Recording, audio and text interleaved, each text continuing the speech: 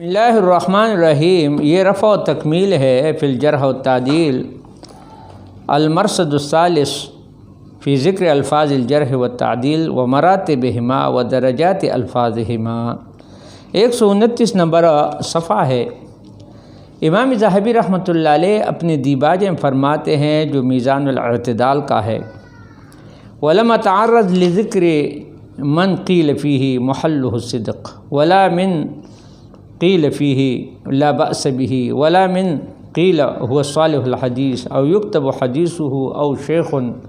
فَإِنَّ هَذَا وَشَبْهُهُ يَدُلُّ عَلَى عَدَمِ الضَّعْفِ الْمُطْلَقِ۔ یہاں امام ذہبی اپنے دیباجے میں ذکر کرتے ہیں کہ میزان الاعتدال کا جو دیباجہ ہے کہ وہ کہتے ہیں میں تعرض نہیں کروں گا ان حضرات کے ذکر کے لیے جس کے حق میں کہا جائے کہ اس کا محل صدق ہے، یعنی سچائی کا محل ہے،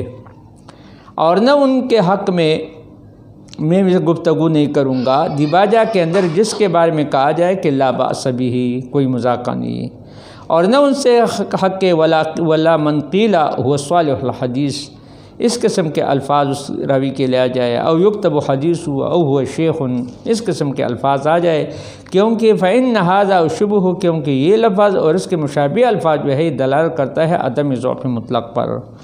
یعنی گویا کہ وہاں اس کا ضعف جو ہے عدم مطلق پر یعنی دلالت کرتا ہے۔ یہی وجہ ہے کہ کانت معروف معرفتن الفاظ الجرح و تعدیل، یعنی الفاظ جرح و تعدیل اور ان کے مصطلحات معروف ہے، اس کے کیا ہے معروف ہے۔ حافظ ذہبی رحمۃ اللہ علیہ نے اپنے رسالہ مسمى الموقظہ مخطوطہ میں فرمایا ہے،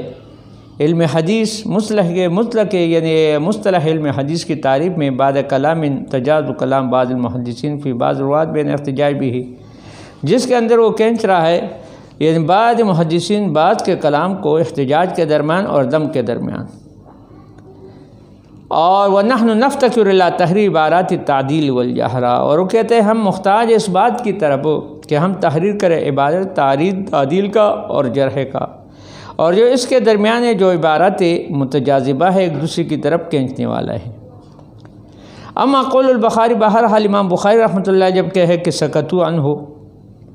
کہ علماء محدثین اس راوی سے ساکت ہو چکے ہیں، تو اس کا ظاہر ہے کہ انہما تعرضوا له بجرح ولا تعدیل، اس کا مطلب یہ ہے کہ محدثین نے نہ اس راوی پر جرح کیا ہے اور نہ تعدیل کی، اور ہم نے اس کا مقصد تتبع اور استقراء تلاش کے ساتھ معلوم کر لیا کہ انہا بمعنی ترکوہ، نسقتو بمعنی کیا ہے ترکوہ، اور اس طرح امام بخاری کی عادت ہے اذا قال فیہ نظر، جب کسی راوی کے بارے میں کہا ہے کہ نظر ہے بمعنی انہ متہم، اس پر تہمت لگ گئی ہے، یا لیس بثقۃ، یا اسوأ حال من الضعیف، یہ ضعیف سے بھی بدتر حال والا ہے۔ اور استقراء کے بارے میں کہتے ہیں امام بخاتم لیس بالقوی، یعنی مطلب یہ ہے کہ یہ شیخ لم یبلغ درجۃ القوی الثبت، کہ یہ شیخ جو ہے یعنی درجہ قویہ ثابتہ کی طرح نہیں پہنچ چکا ہے، اور کبھی کبھی بخاری اطلاق کرتے ہیں شیخ پر لیس بالقوی کا، اور مراد اس سے اس کا کیا ہوتا ہے ضعیف ہوتا ہے۔ اچھا جی، نفلحاد فیہم، اس کے اندر بعضی لوگ جو ہے مثال کے طور پر تیز بھی ہے، سخت بھی ہے، بعض معتدل ہے، بعض متساہل ہے۔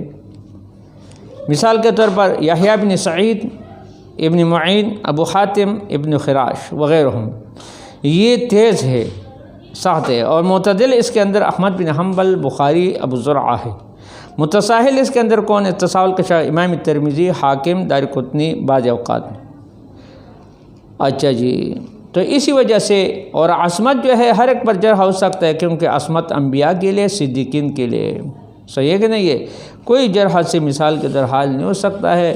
تو آگے انشاءاللہ اس پر مزید بحث کریں گے۔ وآخر دعوانا الحمدللہ رب العالمین۔